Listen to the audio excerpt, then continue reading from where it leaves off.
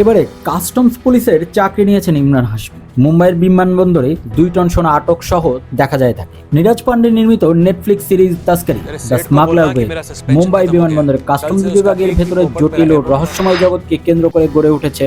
প্রায় 2000 একর জায়গা জুড়ে বিস্তৃত এই ব্যস্ত আন্তর্জাতিক বিমানবন্দরে প্রতিদিন লাখো যাত্রী আসা যাওয়া করে। সেই বিশাল ব্যবস্থার আড়ালেই সক্রিয় একটি শক্তিশালী চোরাচালান চক্র এবং তাদের মোকাবেলায় নিয়োজিত সৎ ও সাহসী কিছু কর্মকর্তার টান টান লড়াই তুলে ধরা হয়েছে।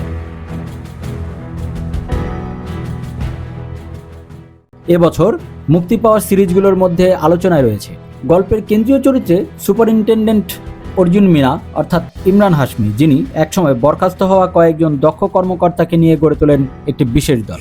चौधरी सिंडिकेट 24 तारीख को 500 किलो पीला उतारने का प्लान कर रही है। তাদের লক্ষ্য চোরাচালান সম্রাট বরা চৌধুরী অর্থাৎ শরদ কেলকর পরিচালিত সুসংগঠিত অপরাধ চক্রকে ভেঙে দেয়া। এই পুরো অভিযানে তদারকিতে থাকেন অর্থমন্ত্রী নিযুক্ত প্রতিনিধি প্রকাশ কুমার, যাকে সবাই একজন সৎ ও নির্ভীক কর্মকর্তা হিসেবেই জানে। দায়িত্ব নেওয়ার পরই কুমার দ্রুত বিমানবন্দরের ভেতরে সক্রিয় দুর্নীতিগ্রস্ত কর্মকর্তাদের শনাক্ত করে বদলি করে। এরপর তিনি পুনরায় কাজে ফেরান 3 জন বরখাস্ত হওয়া কিন্তু বিশ্বস্ত অফিসার অর্জুন মিনা, রবি গুজ্জর এবং Mitali Sharma.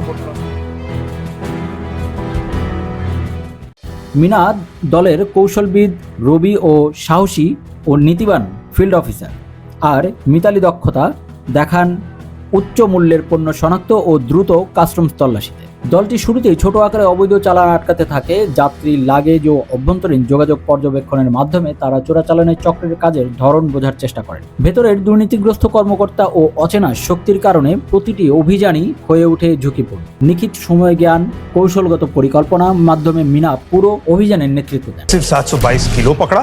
I want to crack down on this. आप एक लिस्ट बनाइए। রবির গুরুত্বপূর্ণ শক্তি ছিল তার তথ্যসূত্র প্রিয়া, যে বরা চৌধুরীর সহযোগী আন্না শেঠের দলের ভেতরে গোপনে কাজ করছিল। প্রিয়া নিয়মিতভাবে চালানের সময় রাহুল সহ গুরুত্বপূর্ণ সদস্যদের গতিবিধি এবং শেঠের ডান হাত সুরেশের ভূমিকা সম্পর্কে তথ্য সরবরাহ।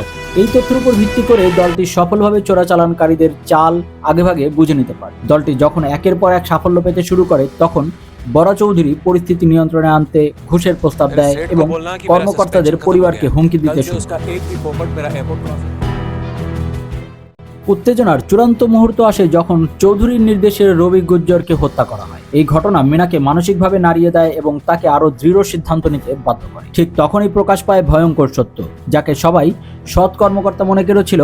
সেই প্রকাশ কুমার আসলে ব্যাংককে বরা চৌধুরীর সঙ্গে গোপন চুক্তি করেছে। অথচ পুরো সিরিজে প্রকাশকেই প্রধান হিরো মনে হবে। তবে এই ঘটনা থেকে সিরিজের বাঁক নেবে টুইস্টের পর টুইস্ট। প্রথমে একটু বোরিং লাগলেও দ্বিতীয় এপিসোড থেকে এই সিরিজের সামনে থেকে সরতে মন চাইবে।